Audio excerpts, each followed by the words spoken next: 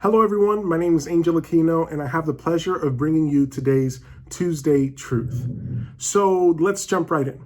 Imagine that you had everything you could possibly want at your fingertips. So if you really wanted that $1 billion breakthrough, you had it. So you're a rich billionaire, you can spend whatever you want, endless limit. If that's you, then that's what you have. Or maybe you're seeking to be, the person who's an athlete star. So you're catching the game-winning touchdown in the end zone, or maybe you're hitting home runs at a Yankee Stadium, or whatever it is, or maybe you're an online gamer, right? Where you're like, hey, I'm have millions of followers on Twitch, and I'm being seen every day, and I'm winning tournaments and all of that. So just imagine with me that you had everything you could possibly want at your fingertips. Now, as that person, imagine two different scenarios. First scenario is that you are serving the people that you love with everything that you have, right? So if you're a billionaire, you're like, hey, mom, I'm going to buy you a new car. If you're, an athlete, hey, you got games, tickets to the Super Bowl, or if, whatever it is, imagine that you are serving the people that you love with, that crazy dream that you have right now. So just imagine that for a second. And the second scenario is that you have to, with everything that you have, so if you're a billionaire now, you have to serve the people that will or would betray you. So imagine those two parallels, all right? You have everything you want.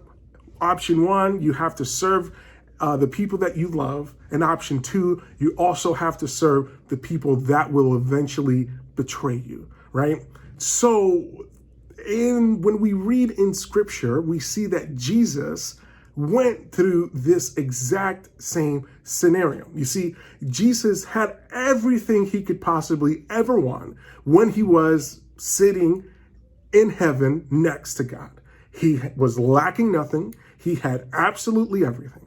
And see, he came down to earth to serve the people that he loved, right?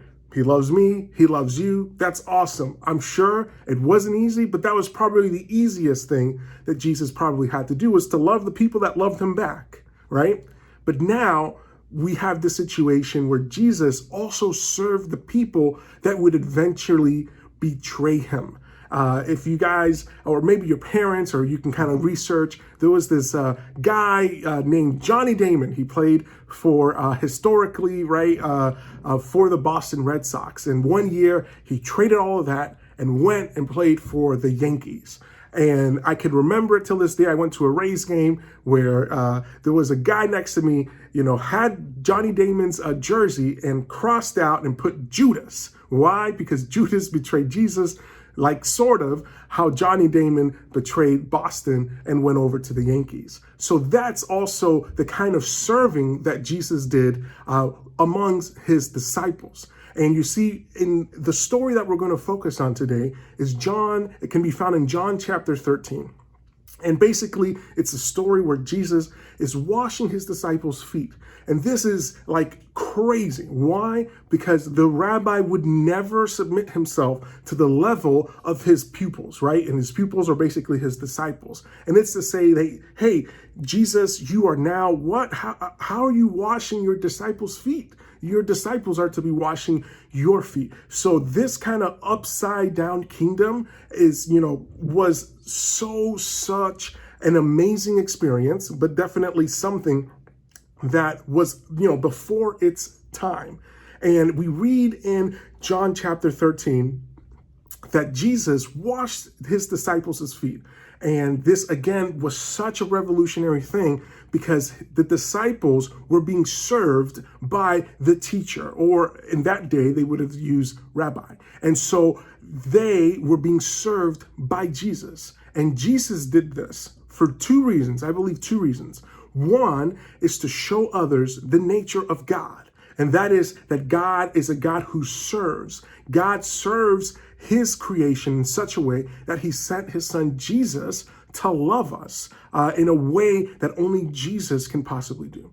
And the second thing is that this is a symbolic event that shows that Jesus is a servant who died to himself, right? He died to himself with the title of being called a teacher or a rabbi. He died to himself. He died to himself because he had everything and let that go and came down to earth to serve us. And finally, he died for us to save the world. So this is also a symbolic kind of message that Jesus is saying that, hey guys, I am a servant who died to himself and died for you to save the world from sin. And this is such an extraordinary event in the Bible. And I would like to share with y'all today's bottom line, right? Because today is Tuesday Truths. So here's my bottom line. Here's my truth for y'all today. And, the Bible, this great book right here, says it better than what I could. So I'm literally copying today's truth or the bottom line from John chapter 13, verse 34. And it says, so now I am giving you a new commandment. Here it is. Love each other just as I have loved you. You should love each other.